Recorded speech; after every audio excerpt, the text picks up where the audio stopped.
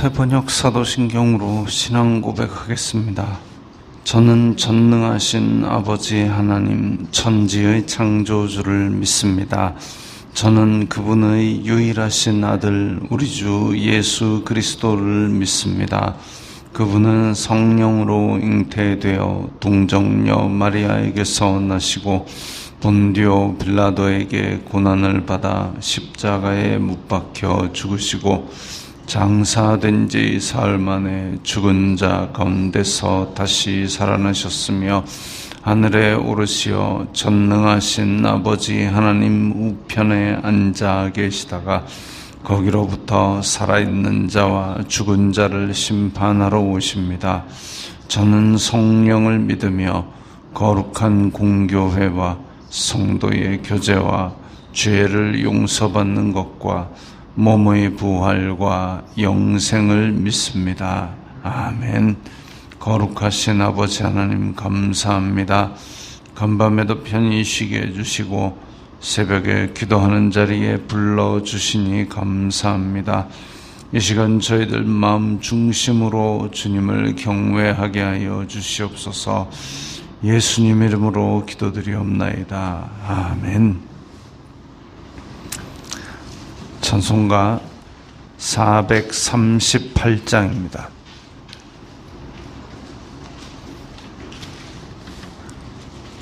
찬송가 438장입니다.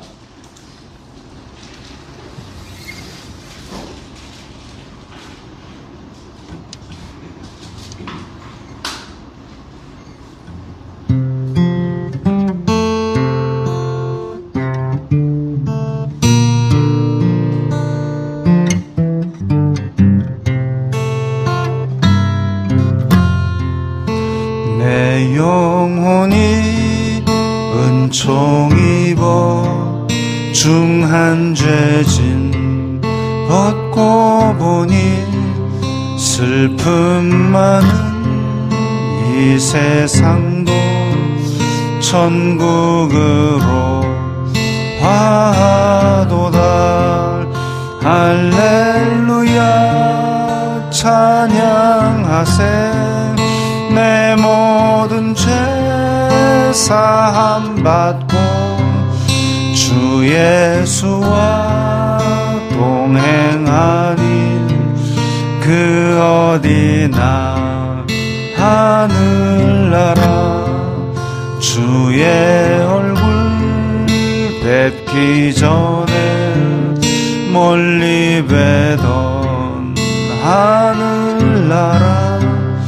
내 마음속에 이루어지니 날로 가깝도다. 할렐루야 찬양하세. 내 모든 죄 사함 받고 주 예수와 동행하니 그 어디나 하늘나라. 높은 산이 거친 들이 초막이나 궁궐이나 내 주 예수 모신 곳이 그 어디나 하늘나라. 할렐루야 찬양하세. 내 모든 죄 사함 받고 주 예수와 동행하니 그 어디나 하늘나라.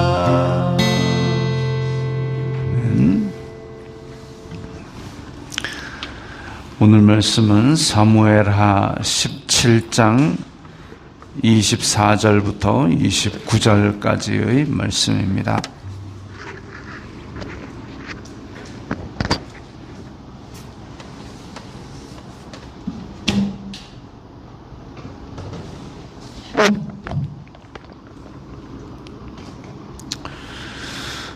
사무엘하 17장 24절부터 29절까지의 말씀 함께 읽겠습니다. 이에 다윗은 마하나임에 이르고 압살롬은 모든 이스라엘 사람과 함께 요단을 건너니라. 압살롬이 아마사로 요압을 대신하여 군 지휘관으로 삼으니라. 아마사는 이스라엘 사람 이드라라 하는 자의 아들이라. 이드라가 나하스의 딸 아비갈과 동침하여 그를 낳았으며 아비갈은 요압의 어머니 스루야의 동생이더라. 이에 이스라엘 무리와 압살롬이 길르앗 땅에 진친이라. 다윗이 마하나임에 이르렀을 때에 암몬 족속에게 속한 랍바 사람 나하스의 아들 소비와 로데발 사람 암미엘의 아들 마길과 로글림 길르앗 사람 바르실레가 침상과 대야와 질그릇과 밀과 보리와 밀가루와 볶은 곡식과 콩과 팥과 볶은 녹두와 꿀과 버터와 양과 치즈를 가져다가 다윗과 그와 함께한 백성에게 먹게 하였으니 이는 그들 생각에 백성이 들에서 시장하고 곤하고 목마르겠다 함이더라. 아멘. 네, 이제 다윗은 도망가서 중간에 정보원이 전한 대로 요단강을 건넜습니다. 요단강을 건너서 그야말로 시간을 벌은 거죠. 목숨을 부지할 만한 어떤 방어 체계를 갖추는 그런 시간을 드디어 확보를 했습니다. 그리고 압살롬은 후세의 계략대로 이제 전 이스라엘에서 병력을 모아가지고 그래서 천천히 그야말로 많은 사람들과 더불어 요단을 건너서 쫓아왔습니다. 여기까지는 좋았죠. 근데 이제 24절 이게 하나가 24절만 읽으면 어찌 보면 시간이 얼마 안 지난 것 같지만 그 후세의 이야기 나팔을 불어서 전 이스라엘 단에서 부엘세바까지 사람을 다 모아가지고 친히 압살롬이 데리고 출정하고 그 폼나게 많은 군대를 만드는 것 분명히 시간이 많이 걸렸을 겁니다. 사람만 모으면 시간이 어느 정도 단축될 수 있었을지 모르지만 그 사람들한테 무기라도 하나씩 쥐어주고 그 사람들 밥 먹을 식량도 준비하고 최소한의 훈련, 너희들은 이제 왕의 군사니까 가가지고 누구를 때려잡는다 이런 얘기라도 하려면 좀 더 많은 시간이 필요했을 겁니다. 그 시간 동안 다윗은 뭘 했느냐? 마하나임에 이르렀다. 마하나임, 하나님의 군대라는 뜻인데 이게 언제 나온 얘기냐면 야곱이 도망갔다가 다시 돌아오면서 뭔가 하나님의 군대를 보면서 여기가 바로 하나님께서 하나님의 군대가 있는 곳이구나 해가지고 그 지역을 그렇게 불렀다 했습니다. 그게 어디냐면 요단강 건너서 이제 길르앗 땅으로 가는 그 동네입니다. 그러니까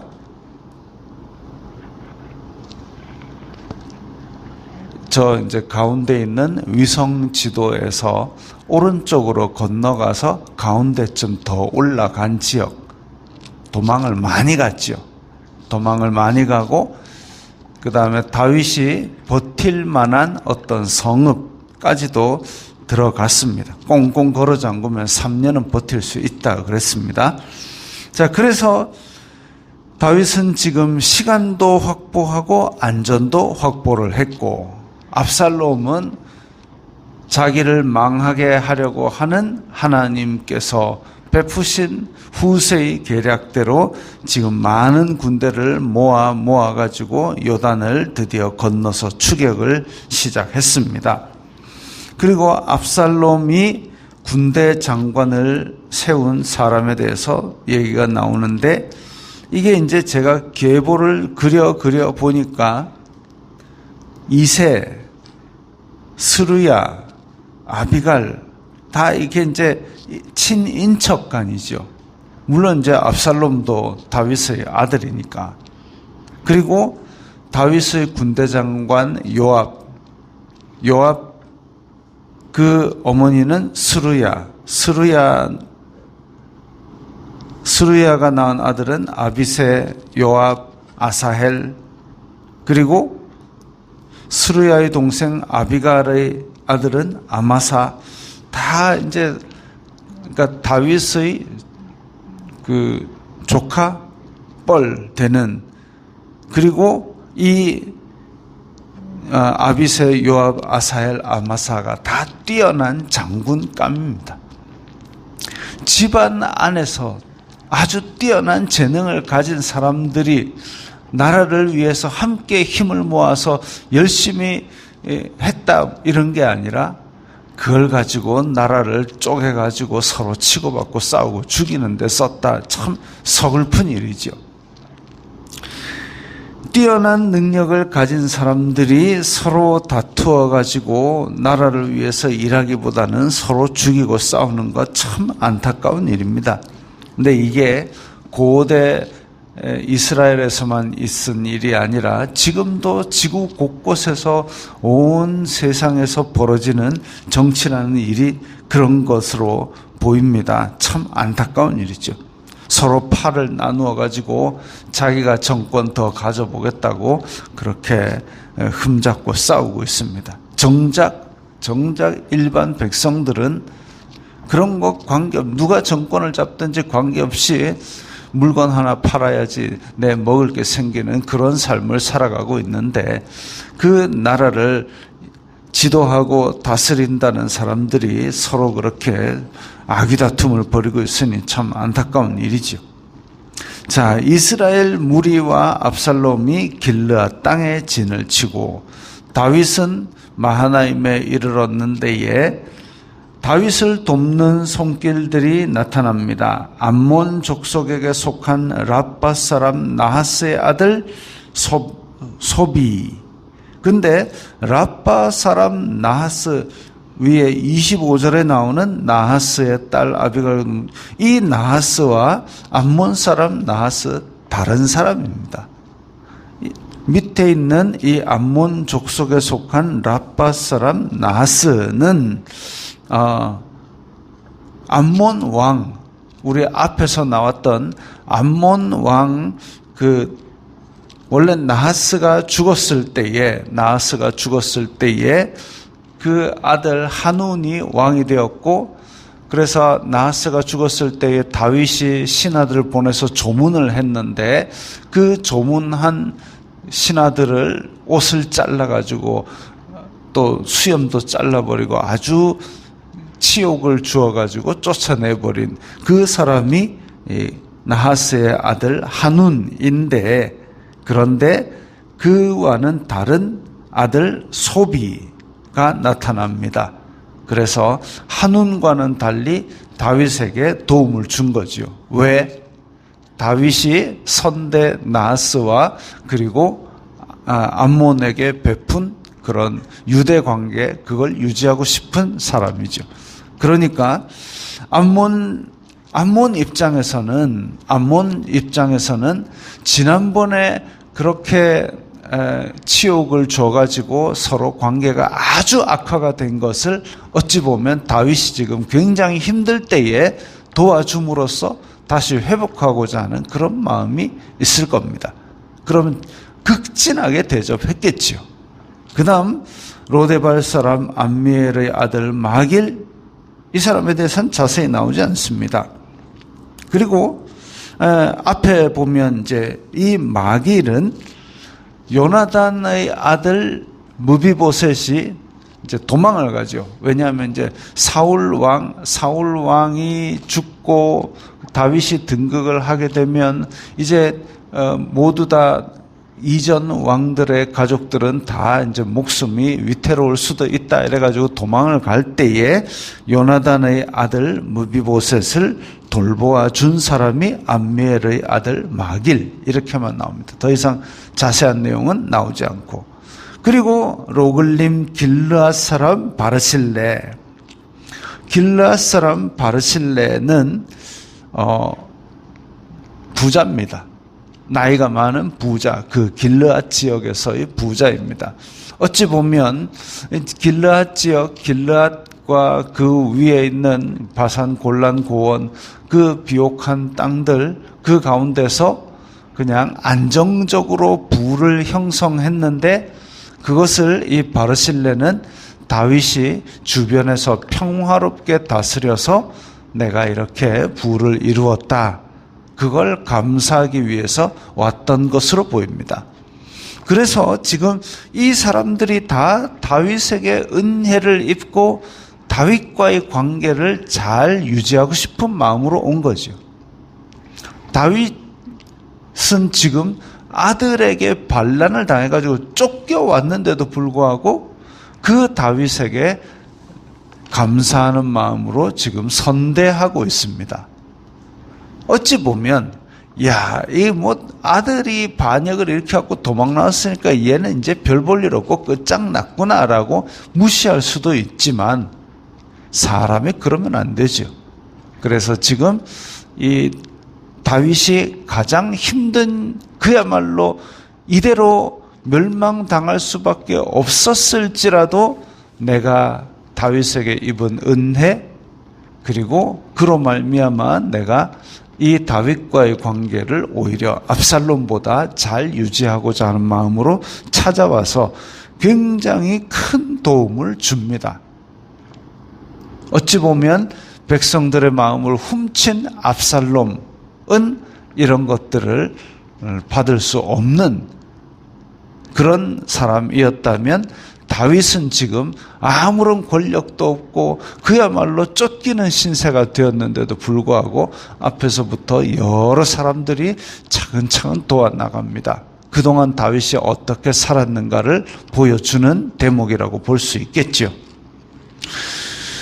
그렇게 되는 것을 볼 때에 압살롬, 다윗 분명히 대조가 되고 있습니다. 압살롬은 자기가 어떻게 백성들의 마음을 뺏어가지고 그렇게 자기의 세력을 형성했다면, 다윗은 이제까지 누적된 오랜 세월의 삶을 통해서 하나님의 은혜를 베풀었고, 그래서 그 이방 사람들, 이방 땅에까지도 그 은혜를 미치는 그런 삶을 살았던 것이죠. 그랬기에 분명히 위험 감수가 있었을 겁니다. 다윗이 이대로 멸망해버리면 이제 압살롬에게 다 죽임을 당할 수 있지요. 그럼에도 불구하고 다윗 편에 들어주고 다윗을 도왔습니다. 우리의 삶에 있어서도